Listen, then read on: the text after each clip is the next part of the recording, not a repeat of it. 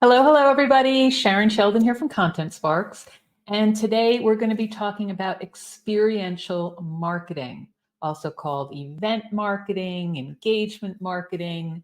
And there are lots of different things involved in it. So I'll talk about that in the beginning, show the insides of our course called Experiential Marketing in Action, and also share some other tips and things. I'm going to talk about an overview of what it is, tips for customizing and teaching our new course, including the inside look. Here is a quick look at the agenda for today. So I said, intro to experiential marketing. I will show some examples and share some ideas for how this would work for small businesses, because a lot of the examples you'll see online are for very big businesses who do big events, and this is not just about events. Give you the inside look. I'll share and open up the main materials in the course so I can walk through a few of the slides, and you'll see what exactly you would be teaching and learning as you go through the course if you buy a license. A few tips for customizing it and adapting it to different learning styles, and also ways to deliver the course. So, what is experiential marketing? It is also called event marketing, engagement marketing, and a number of other things. But the main term right now is experiential marketing, because it is about creating memorable, interactive brand experiences. So they engage your audience more on an emotional level. They often have a fun element to them, but not always. It's about what customers want interacting with your brand. That also builds stronger brand loyalty, generates more word of mouth marketing, and it really differentiates you from competitors, because most of your competitors are not going to take the effort to do some sort of brand experience, even if it's a small one. And you will see that some of them can be small. So you will increase customer engagement, boost your brand awareness, as I said, customer loyalty. You can also get more customer insights, because when you're interacting more closely with your audience, you gain that firsthand knowledge that you can't get anywhere else except with that personal interaction.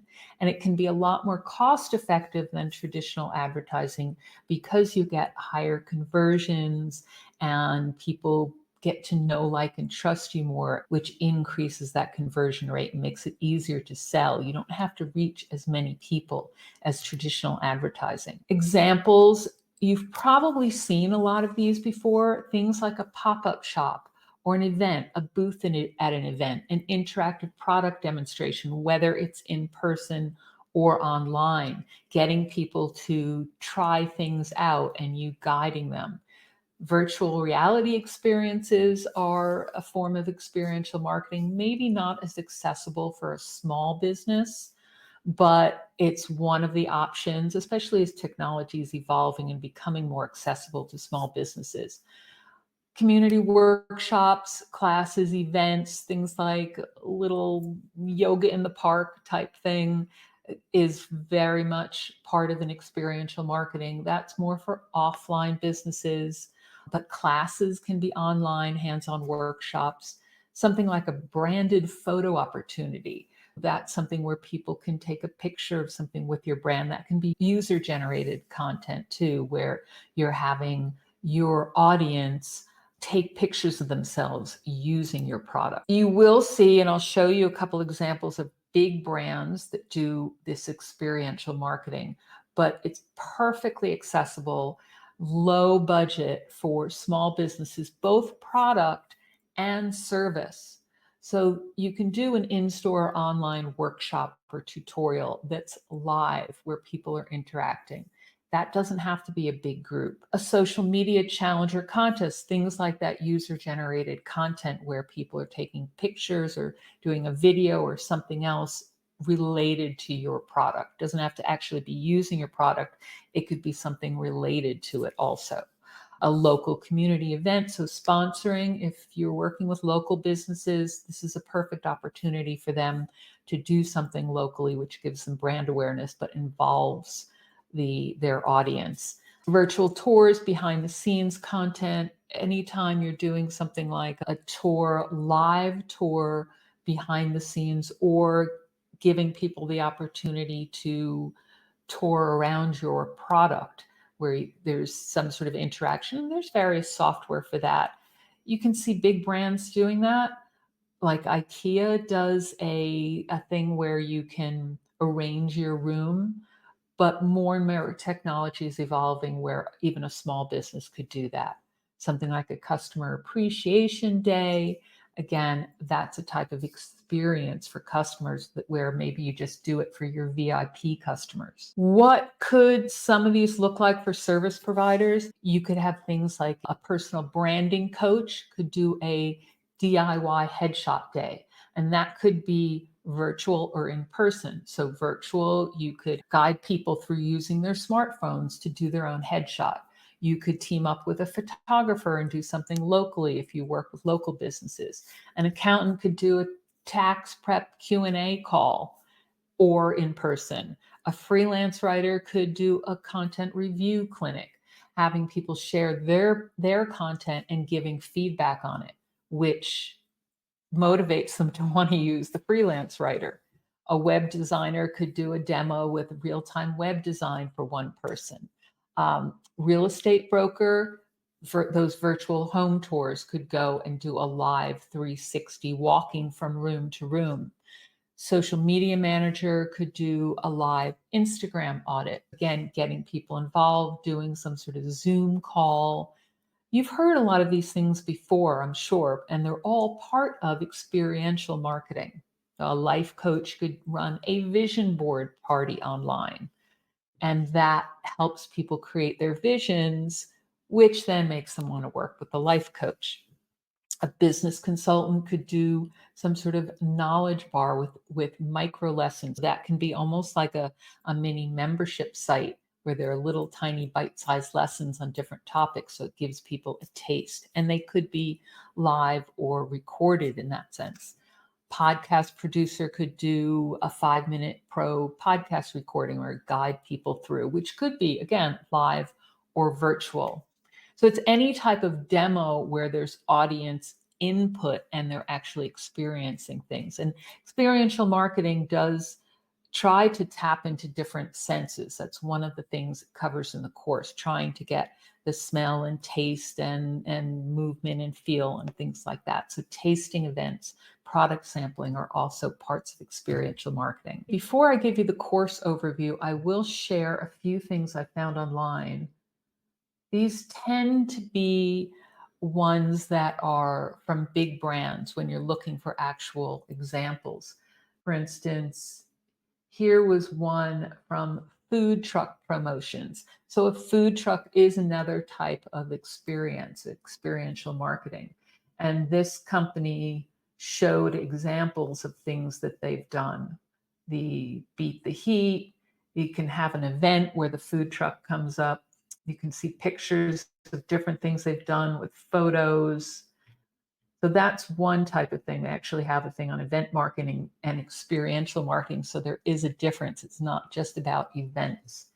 There was another example from GoPro. So this was one of those user-generated content type experiences where GoPro ran a challenge of people sharing the videos that they've recorded with their GoPros. And then there was a contest and you'd shoot, submit, and then there were rewards if you get selected. That's another type of experience. Another famous one is the IKEA sleepover. They did one that was just for families of employees, and then they also did one where they picked customers to actually sleep over in the store, in the IKEA store, which at first glance sounds like something that wouldn't apply to a small business, but why not? If you had a small retail business, why not do something that's just for a select group of VIP customers where they have some sort of event in store that's just for them, whether it's a book signing type thing, which could be more open, but even a sleepover type event. It depends how much business wants to really get into that. So that was another example. Here's another one. This was an ice block challenge. This was actually JetBlue promoting it, But what they did locally is they had ice blocks, and then they had prizes inside of those ice blocks. So people could chop at it and get a prize inside. Again, sounds like something maybe for a big company, but why can't a small company do something like that if you're a local business? And as I said, there are also all those ones that you could do online, digital examples, like the workshops, like the challenges, things like that. Let's take a look at the course itself. I'm going to walk through the main modules in the course and show you it from inside the materials themselves. This is the course called Experiential Marketing in Action. Everything's brandable, ready to go. You can teach it, and I'm going to show you what exactly you would teach. So you'll learn from this as well. There are 3 main folders of materials: student materials, instructor materials, and lead generation materials. There's also sales page copy, and you'll see a couple add-ons as well as some related course discounts that you can add after you've added the main course to your cart. One is on actually managing challenges. It's some practice work in it that can be group or individual, but I'll show that separately. Let's take a look at the slideshow first, because that's where I can walk through the different modules of the course. Here's where you're going to get an overview, and I'll walk you through the process that you would teach. You can see everything's brandable, very simple slides so that you can easily add your own design. So there's an overview. I mentioned already what experiential marketing is about. And this is the process that you would take people through. There are notes under the slides that come from the course book, so you can refer to those for your speaking notes. The process is you have people pick their number 1 business objective, right? Whenever you're creating some sort of campaign, it has to be tied to a specific business objective. Always refine the target audience persona, but the target audience for the experiential marketing campaign. Then you choose the theme for that campaign. This is something you're going to have your students do. You can do it yourself first and do your own experiential marketing campaign too. But you pick the theme, you have them brainstorm campaign activity ideas, look at ways to engage multiple senses. That's essential for an experience. Look at ways you could leverage technology, which is evolving all the time. Then select and plan your first campaign and plan out how to promote it. And of course, pick how you're going to measure results. So by the end, people are going to have that implementation plan all ready to go. The learning objectives are all laid out here. They're also in the materials, in the content on the sales page, but essentially they're going to explore the principles and benefits of experiential marketing, get insights into target audience preferences, develop a concept, tap into multi-sensory engagement, incorporate appropriate technology if it makes sense, create a detailed plan, pick metrics, and then you'll get them into doing that straight away, setting their expectations. And then you walk through all those modules that I just showed you. What is experiential marketing? We talked about some of this already. Different things it's called: engagement marketing, event marketing, live, on the ground, participation marketing. So that, remember, this is something that can be online or offline. XM marketing, I've never heard it called that, but it is apparently called that. There are examples in here. Now, throughout the course, there are examples for different types of businesses. As you're teaching this yourself and customizing it, remember to edit those and come up with different ones depending on who your audience is. So there's real estate brokers, a local yoga studio, digital marketing agency. These are all examples that we put in here. And if you have a pretty general audience, that's fine, you can keep them. But if you have an audience in a very specific industry, for instance, real estate brokers, then go in and change these to be all something different related to real estate brokers.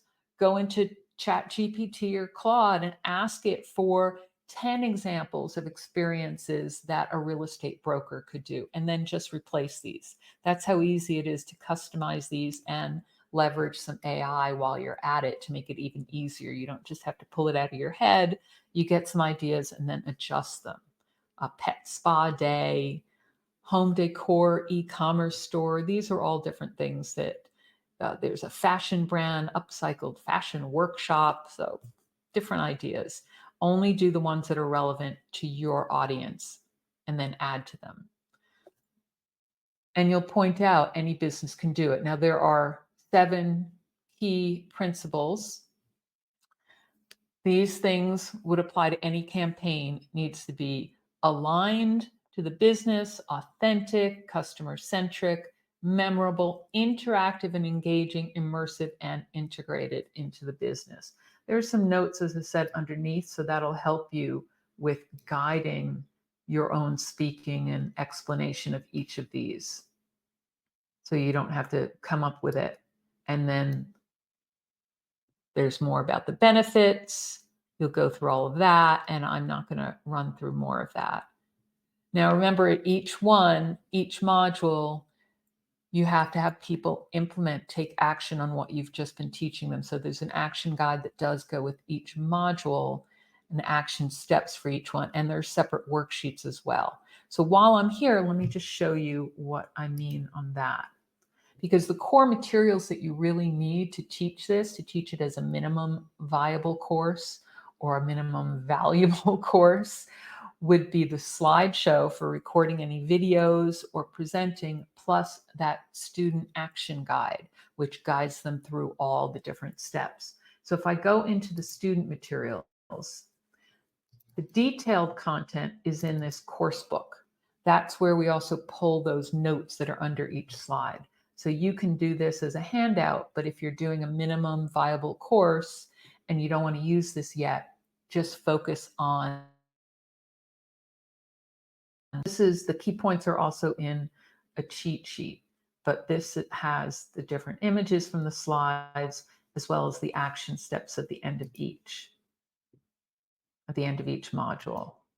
And then in the action guide worksheets folder, that's where you have the student action guide and separate worksheets that are not part of the guide. So these are things that they would complete separately because there's something that you'd want people to have as their own separate handout versus scrolling through an action guide.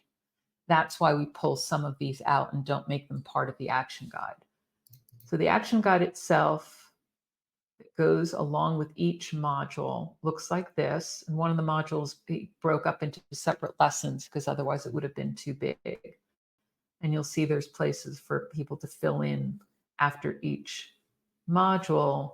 There are different ideas, activity ideas, different ways they could leverage technology, selecting their campaigns, all their different ideas go into that.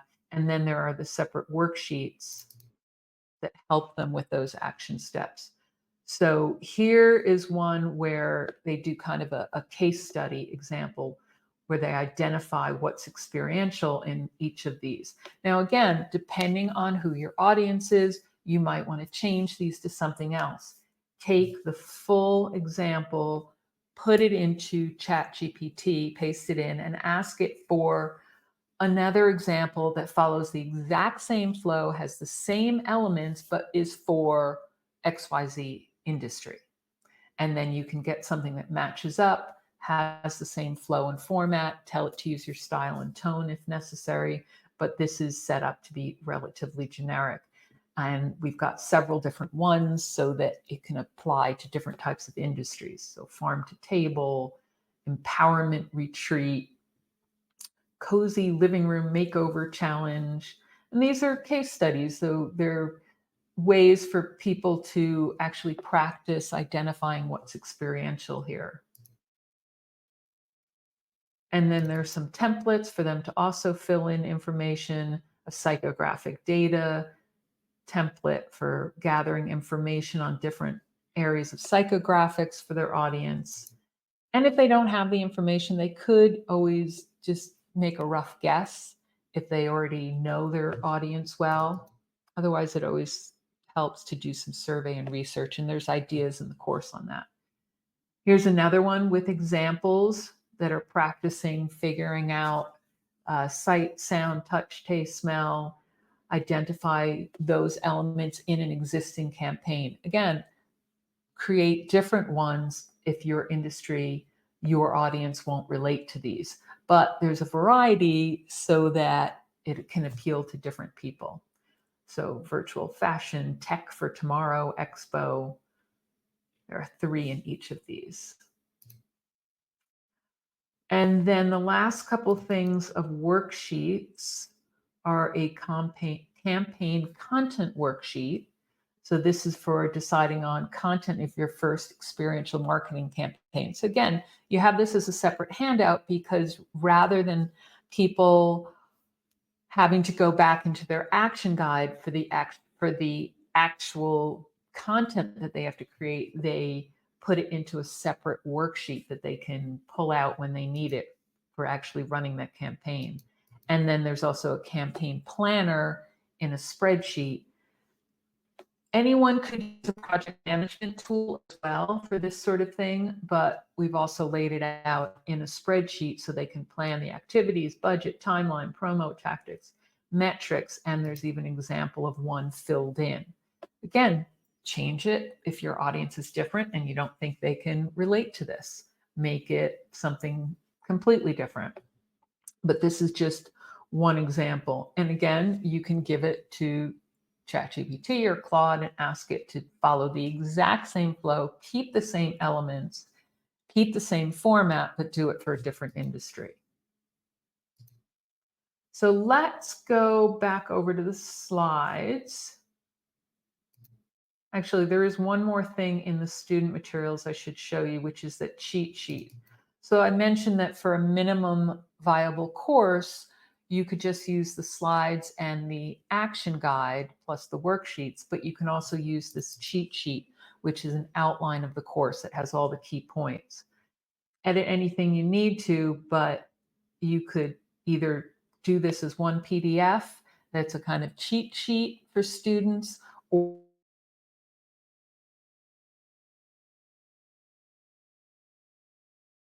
each one and put it underneath your video in your course platform. So your course, your minimum viable course and your course platform would have the video you recorded, the slides from one module with the action guide, either as a download that people download right from the beginning or broken up. I would keep it as one guide just because you have too many documents to play with otherwise. So they have the full action guide to download, you have the video that you recorded from your slides for that module, and then a PDF of the cheat sheet for that one module. That's all you really need to get started and to deliver the course. And if you're building an audience already, then you can be sending them straight there, straight to your sales page and get them enrolled and doing this course right away. So that's what the cheat sheet looks like. Now, going back to those slides, I'll just quickly skim through the rest. So we've got module 2 is refining your target audience. There's quick ways to gather data and examples. And then there's even an example in here. This is done in Canva, so we do provide you with the Canva template anytime we create something in a Canva template for you. And then the action steps. Developing unique and memorable concepts. Again, there's some guide through there, and there's more examples. Replace them if you need to. There's some bigger ones and some smaller ones. Tap into fresh ideas, so how you can come up with different ideas and get more creative. So there's a little bit of brainstorming element and tips in here. More examples. Planning tips as well.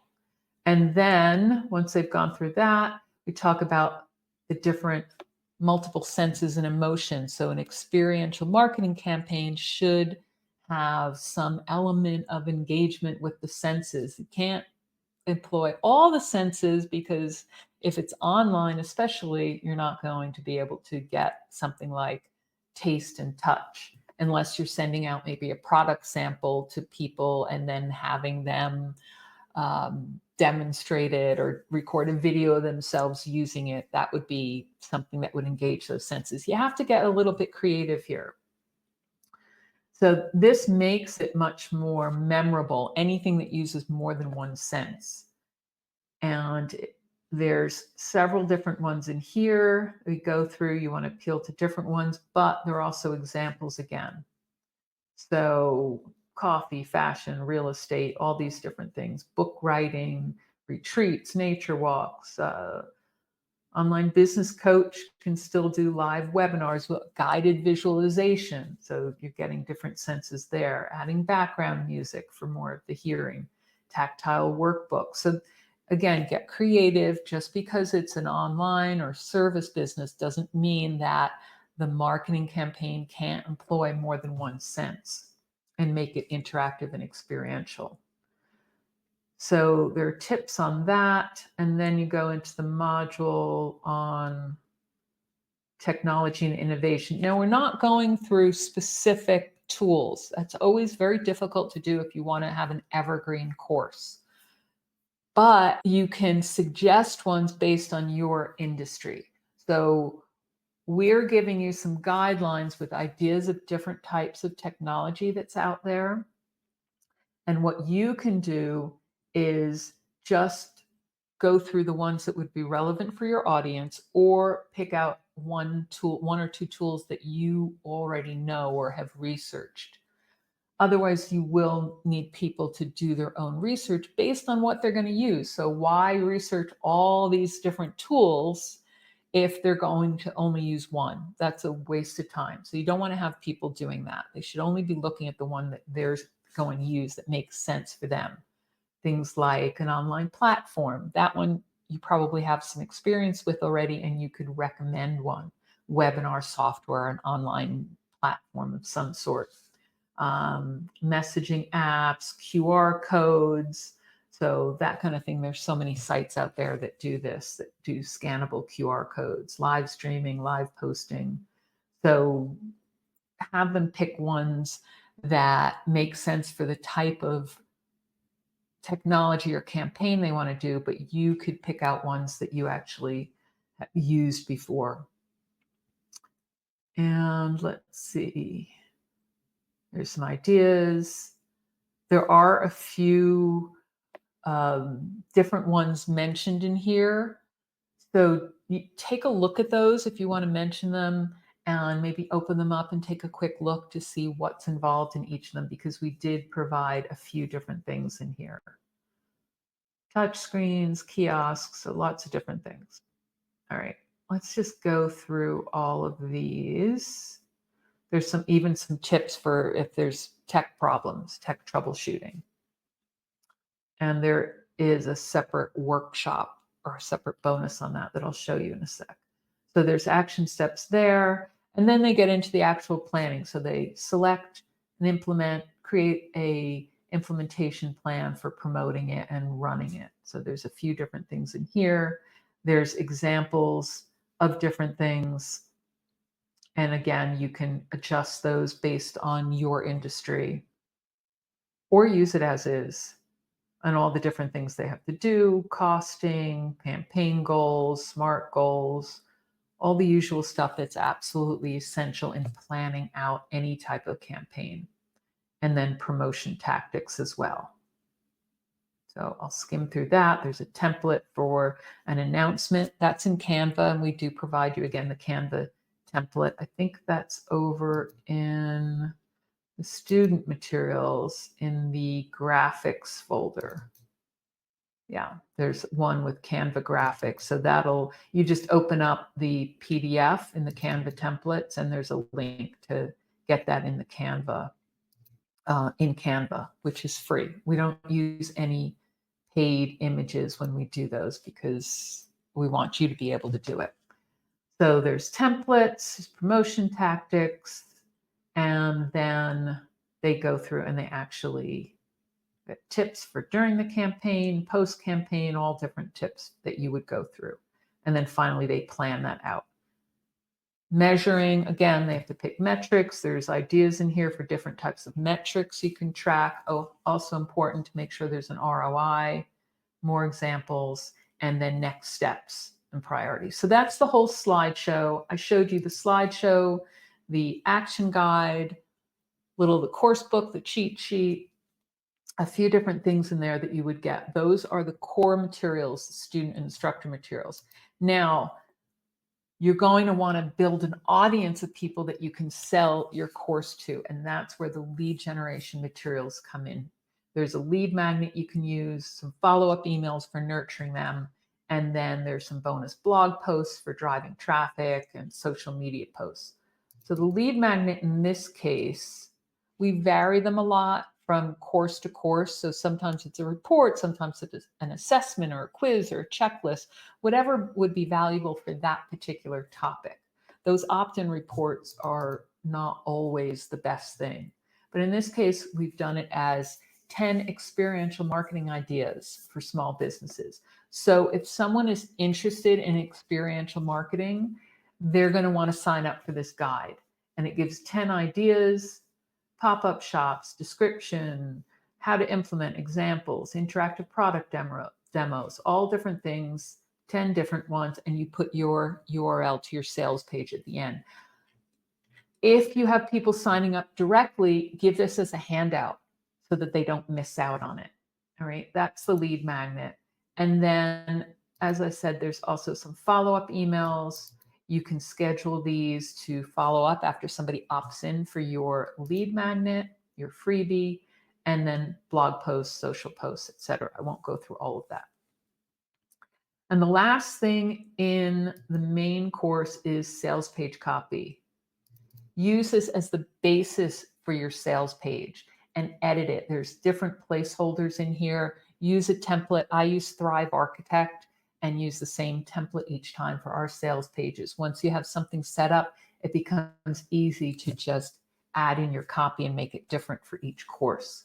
If you're using a course platform that has a good template, use that and then edit this to sound like you, to add in your own stories, to add in any client testimonials, whether they're for the course once you've delivered it or for other things that you've done, and you've got the starting point here. That's everything on the main course. So we went through the course overview. I talked about the learning objectives.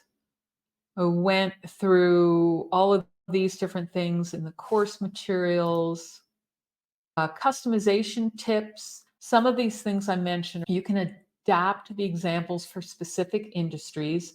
So I showed you some of those examples in the book, in the course book, in the slideshow. Remember that you can plug those in and get ones for different industries, the way I mentioned. Tell it to follow the same flow, to have all the same elements. You can also modify the activities for different business sizes. So a small business versus an individual, you could ask for it to adjust it. Local trends and preferences, you're always going to want to do that as well. If you know in your local area that community events are a big deal and people love them, then you could have more examples of that. Aligning with clients' brand values, you know your audience best. If they're very into supporting social causes, then you could show more examples of experiential marketing campaigns that incorporate some sort of social element. And of course, industry-specific case studies. Again, I showed you 2 of the worksheets that have example case studies where people need to identify what's experiential about that case study, where senses were involved. You can take those and adjust them for your student's industry. Again, putting it into ChatGPT or Claude, or just coming up with it from your own experience. Adapting to different learning styles. You have all this material and you can use it in different ways for those different learning styles. You have visuals with some graphics. Add more images using something like Canva to create something that is more visual when you do your slideshow or your videos, or you could create infographics in Canva. Remember, you can import a PowerPoint presentation into Canva. It's just a drag and drop into the home screen. Auditory, you can record these things as audio. You have the course book and you can just use it as your script. But just having discussions and Q&As, live Q&As, is engaging that auditory learning style. People need to hear their questions answered. Kinesthetic, anything where people are printing out an action guide or a worksheet and physically writing their answer helps them remember things more. So that's the kinesthetic, physical learning style. Reading and writing, this is my preference. I always like to read things, but that's why you have those handouts. That's why you don't want to just do a video that's you talking. You want to have the slides, but you also want to have something like that cheat sheet that you use as a handout so people can review it and skim through it versus having to listen to the video again. If you're doing it live, make sure that they have note-taking opportunities. Give them time to take notes or give them a slide handout where they can take notes. And multimodal, you always want to have more than one way. Have the video with the handouts, with the PDF that they can review as well. That's how you're using different learning styles and people are going to get the most out of the course. I would say, especially when you combine a live element like a Q&A, that's really important for making sure people get that experience in the course itself, the learning experience. Now, how to use the materials. This is the different ways to teach a course. So you're adapting it to the different learning styles, like I said, and you can do that in different ways, either as an online course, like I just mentioned, where you have the video, the handouts, the downloads, all of those different things. You could also do it as a live in-person workshop, live in person, live online too, but in person, you could have something like a VIP day and people could work individually, but ideally then you want to do these in groups where they can learn from each other. And one of those add-ons is a group workshop too that could be part of a longer one or something that's online done live. Hybrid learning experience is, to me, the ideal. So anything where people need to do work individually or where they can learn it themselves from a video should be a self-study. Now, if you know your audience really won't do it on their own, then doing it live still makes sense and then loading up the replay so that they can do it on their own. But then the other part of that is doing the live Q&A and discussion part. That's where the hybrid, self-study and virtual, having that hybrid part, or in person and virtual, doing some combination of the two. That's where you're going to get that hybrid. This is a philosophy or a method of doing learning and courses. It's been around for a long time. It's also called blended learning. So having different types of elements, having the different learning styles, but also different formats that you deliver it in. You could also use these for one-on-one coaching. So you don't have to deliver this course as one long or series of videos. You can just work with the action guide, work with the worksheets, and guide someone through one-on-one with a higher priced coaching. Maybe give them each one of the modules to go through. And of course, you can repurpose the content for any type of marketing. So pulling out things for one lead magnet or a mini course to build your audience for higher ticket items. Those are all different ways you can use it. And there's the marketing materials inside the course too. That's the URL where to go. If you're interested in the add-ons, I will show those to you really quickly. There are two things in here. Now, running any kind of extra little group workshop or training for extra skill practice is going to boost value for your course. So we created this workshop. Some of the materials are in Word document. That's just for you as the facilitator. And then the student materials we also gave you in Canva and also the slideshow in Canva. There's a set of facilitator instructions. And this is a group workshop, group or individual, called Overcome Challenges in Experiential Marketing. In the workshop, you're going to have people pick from different challenges and actually work together to brainstorm ways to deal with each of those. So they're going to get a lot more experience this way with coming up with ideas. And if you have them work with partners or in groups, they'll learn even more because they can learn from each other. But you can also have them do it individually and then come back and discuss it as a group. But doing this as a live workshop of some sort is going to be the ideal. And it doesn't have to take more than a couple of hours. It depends how many people are involved. So there's facilitator notes in here, how to run it, some speaking notes.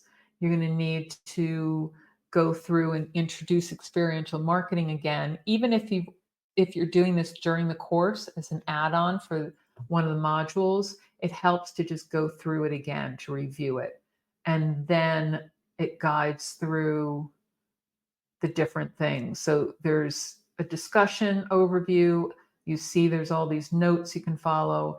And then there's guidance on how to run the action part of it, where they're working together to tackle those challenges. So you have all these instructions. You also get, for you, the facilitator, suggested answers for each one of the different challenges.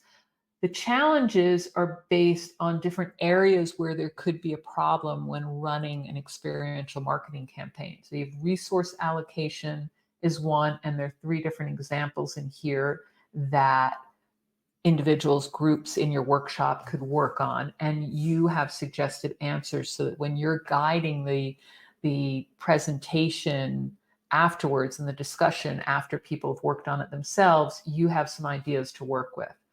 The next challenge is around real-time problem solving. So when you're running a campaign live, there can be different problems that come up. So there are 3 different examples there. There's one on maintaining energy and enthusiasm during it, another challenge on audience engagement, and one on engagement monitoring. So there's 5 different challenge areas that you'll have them work on. And there's a student workbook also in Word and in Canva, but let me show you the Canva. We give you the slideshow text, but we also give it to you in a Canva template. So you'll get a slideshow, open this up, you'll see edit template. I'll scroll through these. You see your slideshows are already designed in Canva to follow through and run that workshop. And then there's also the student workbook in Canva. Open that up. You could just use the template and it'll open it up in Canva. And then you can go through and add your own branding and colors. So it's nicely laid out. And then you would give this to people, students in your workshop, to download beforehand. So send it out to people. Again, there's instructions in here for how to run it. So inside the workshop, that's one of the add-ons. When you add the course to your cart, that's when you're going to see that. So I'm on the sales page, I click add to cart, and then you're going to see that option. There's also module quizzes, which you could add to the end of each module. I'm not going to open those. Overcome Challenges is the workshop, and then there are some others here as well. I believe that's everything. You can head over, this is the URL again, contentsparks.com/experiential marketing. And remember, if you have any questions at all, you can always contact us at support@contentsparks.com. I'll sort of scroll that through the bottom there. Otherwise, just grab your license now and you can start teaching people how to create these experiences that are going to boost the engagement with their audience, which is ultimately going to increase the know, like, trust factor, make them more excited about your company, give them the taste of it that they want, get them interacting, give you more information about them, and ultimately increase your sales. I hope that was helpful and gave you some good information about experiential marketing and, of course, about the course itself so that you can get your license and learn from it and teach it as well as part of your business to your audience.